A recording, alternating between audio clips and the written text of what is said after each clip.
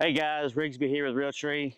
Turkey season's been over here in Georgia for a little over a month now, but if you're anything like us, you're thinking about them all year long.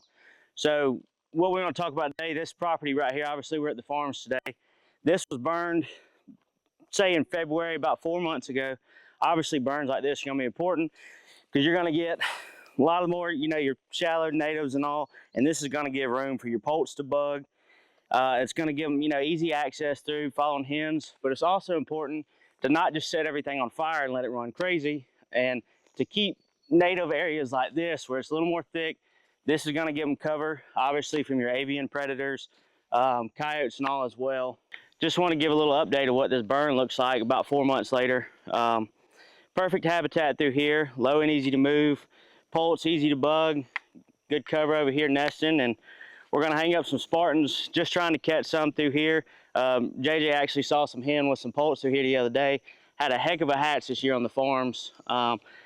Opinions, I like to think this year we had the 13 and 17-year hatch of the cicadas at the same time. First time that's happened in over 200 years. And a lot of people are saying that's having a great positive impact on hatches. Obviously more food for the poults.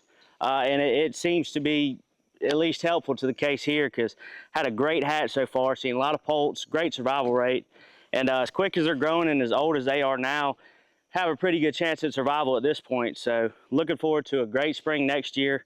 Hopefully hatches in your area are just as good, and habitat like this is what's going to keep improving that year after year.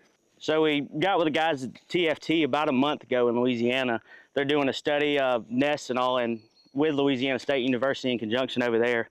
So getting a lot of cool data from that, learning a lot more and more about hatches each year. It's awesome to partner with those guys and just learn more about what you care about, because the more you learn, the more you're going to be able to improve your habitat like this and just have a great turkey population year after year. This is from one of our birds that she hatched. Her nest was successful, so she has a brood now. And kind of a good way we can tell things like that is by the way the eggs look when you kind of roll up on them when we check them. A lot of the eggs will be crushed if they're predated, but this one, especially the egg that's well intact, looks like it kind of popped in half, like the poult basically popped it open. And so that gives us a good indication that this was successful. So this would be a good example of nesting habitat. We as managers and hunters should strive to have this on their property. A lot of good visual obstruction with the hardwood, just the right amount of hardwood brush and grass ratio on the ground floor. Hopefully that's one of the reasons this hen chose this site and she was successful when she did. Again, it takes management to get this. This is probably 2 to 3 years post-prescribed burn in here. They've done a recent forest thinning as well to open up the tree canopy, allow a little more light to reach the ground. And conditions aren't going to stay like this. More management's going to be needed.